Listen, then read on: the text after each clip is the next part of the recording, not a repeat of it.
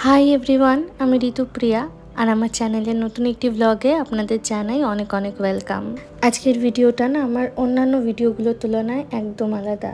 তার কিছুটা হয়তো ভিডিওর ক্যাপশন পড়েই আপনারা আন্দাজ করতে পেরেছেন। আজ 21শে জুলাই সকাল এখন 9:30 বাজে আর এখন থেকে আমি ভিডিওটা শুরু করলাম।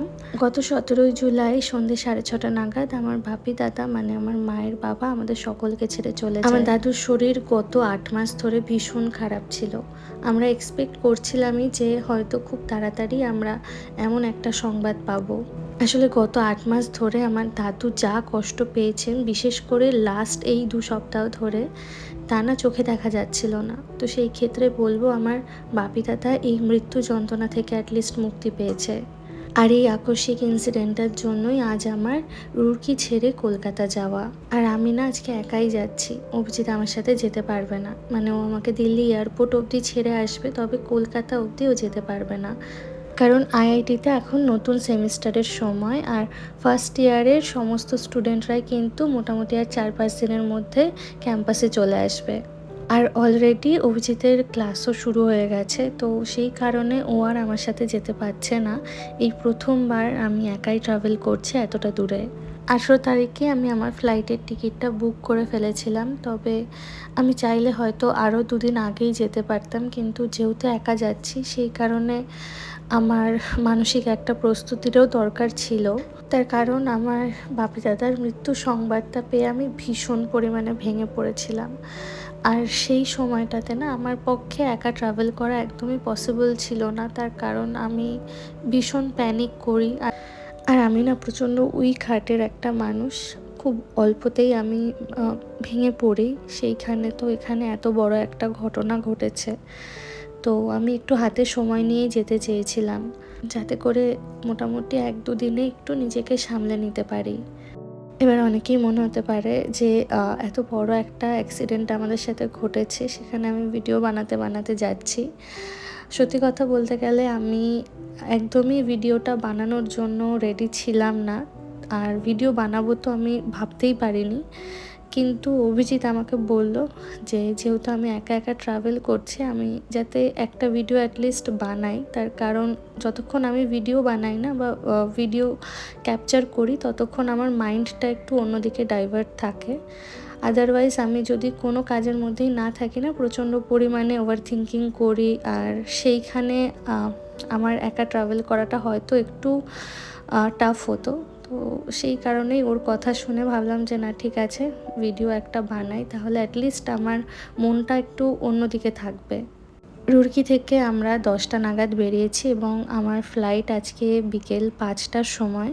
আমরা একটু হাতে সময় নিয়েই বেরিয়েছি, কারণ অনেকেই জানেন যে এই সময় কিন্তু দিল্লিতে একটা প্রোটেস্টের মাহল চলছে। আমাদের গাড়ি নিয়েই আজকে আমরা দিল্লিতে যাচ্ছি। রুড়কি থেকে দিল্লিতে যেতে কিন্তু বেশ অনেকখানি সময় লাগে, আর আমাদের দুজনের কারোর কাছেই যেহেতু ডিএলটা নেই, সেই কারণে একজন ড্রাইভারকেও আমরা নিয়ে নিয়েছি। যেহেতু অনেকখানির পথ, তাই আজকে লাঞ্চটা আমাদের বাইরেই করতে হয়েছে, এবং সাথে করে আমাদের যে ড্রাইভার ভাইয়া ছিল সেও আমাদের সাথেই লাঞ্চ করেছে।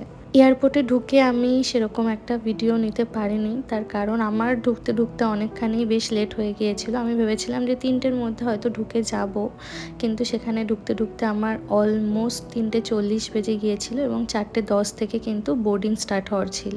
আর এই প্রথমবার আমি একা একা ট্রাভেল করছি, তাও ফ্লাইটে, এবং এত দূরের পথ। একটু আমি টেনসড ছিলাম। যাই হোক, সমস্ত প্রসেস কমপ্লিট করে এই যে আমাদের ফ্লাইটে বোর্ডিংও স্টার্ট হয়ে গেছে, এবং আমি আকাশা এয়ারলাইন্স থেকেই রাউন্ড ট্রিপটা বুক করেছিলাম। আজকে 21শে জুলাই আমি কলকাতা যাচ্ছি এবং 1 আগস্ট আমার আবার রুড়কিতে রিটার্ন টিকিট। আহমেদাবাদে যে ভয়ঙ্কর ফ্লাইট দুর্ঘটনাটি ঘটে, তখন আমরা ছিলাম আমেরিকাতে, এবং তারপর থেকে আমি যে কবার ফ্লাইটে উঠেছি, আমি জানি না, আমার মনের মধ্যে একটা অদ্ভুত টেনশন এবং ভয় কাজ করে প্রতিবারই। আর এবারও সেম, আমি একটু ভয় পাচ্ছিলাম, তবে চাইছিলাম যত তাড়াতাড়ি সম্ভব যাতে কলকাতাতে ল্যান্ডিংটা হয়ে যায়, ফ্লাইটে যাতে বেশিক্ষণ থাকতে না হয়। আর জানি না কেন আমার মনেরই ভয়, এটা আমি জানি। আমি চেষ্টা করছি এই ভয়টাকে ওভারকাম করার, হয়তো ধীরে ধীরে করেও যেতে পারবো। অভিজিৎ থাকলে স্টিল ভয়টা আমার একটু হলেও কম লাগে, তবে আজ যেহেতু আমাকে একাই ট্রাভেল করতে হচ্ছে, ফ্লাইটে বোর্ড হওয়ার সাথে সাথেই আমি হনুমান চালিসা রিড করা শুরু করে দিয়েছিলাম। প্রতিবার বাড়িতে যখন যাই একটা আলাদা রকমের আনন্দ থাকে, আলাদা রকমের শান্তি থাকে, তবে এইবারের বাড়ি যাওয়াটা তো একদমই আলাদা।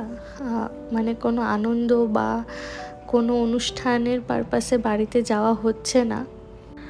আর আমি গিয়ে তেমন কিছু আমি করতে পারবো না, কারণ বাপি দাদা তো চলেই গেছে। স্টিল মা অনেকটা ভেঙে পড়েছে, আমার যে মাসি, ছোট মাসি অনেকটা ভেঙে পড়েছে।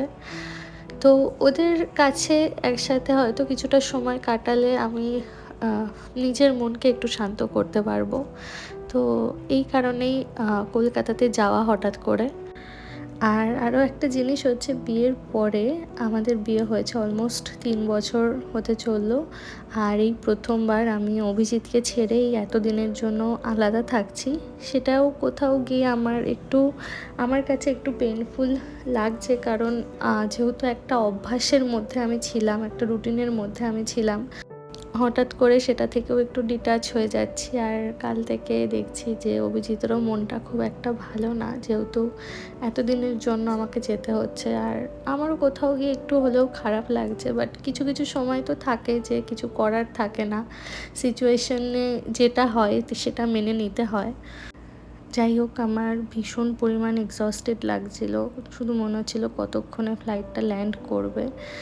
আর আজকে ওয়েদারটা সকাল থেকেই খারাপ ছিল, তা তো ভিডিওতেই আপনারা দেখলেন। আর ফ্লাইটও না টার্বুলেন্সের মধ্যে পড়েছিল, যেখানে আমি নর্মাল ফ্লাইটেই এত ভয় পাই, আর টার্বুলেন্সে যখন পড়েছে আমার তো খুব ভয় লাগছিল। আমি প্যানিক করিনি, যদিও নিজেকে সামলে নিয়েছি।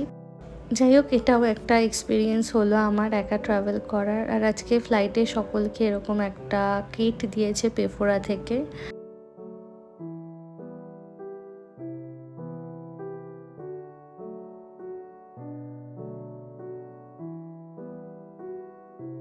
আর টাইম চলে এসছে কলকাতাতে ল্যান্ড হওয়ার। আমার ল্যান্ডিং টাইম ছিল 7:30।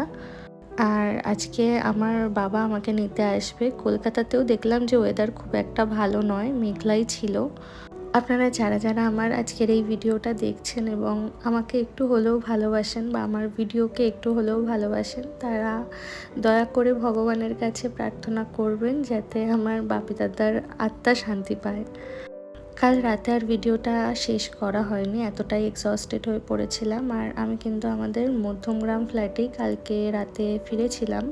আর মধ্যমগ্রাম ফ্ল্যাটে আমি তো এখন একদমই একা, যেহেতু আমার শাশুড়ি মাও হরিদ্বারে রয়েছে। আর আমার দাদুর বাড়ি যেহেতু বারাসাতে, আমি ঠিক করেছি রোজ এখান থেকেই যাতায়াত করব। এই কদিন আর তেমনভাবে আমি কোনো রকম ভিডিও শেয়ার করব না। যাই হোক, বারাসাতের বড় মাকে দেখিয়েই আজকের ভিডিওটা আমি এখানে শেষ করছি। সকলে ভালো থাকবেন এবং সুস্থ থাকবেন। আপনাদের সকলের সাথে খুব তাড়াতাড়ি আবার দেখা হবে কিন্তু রুরকিতে ফিরে।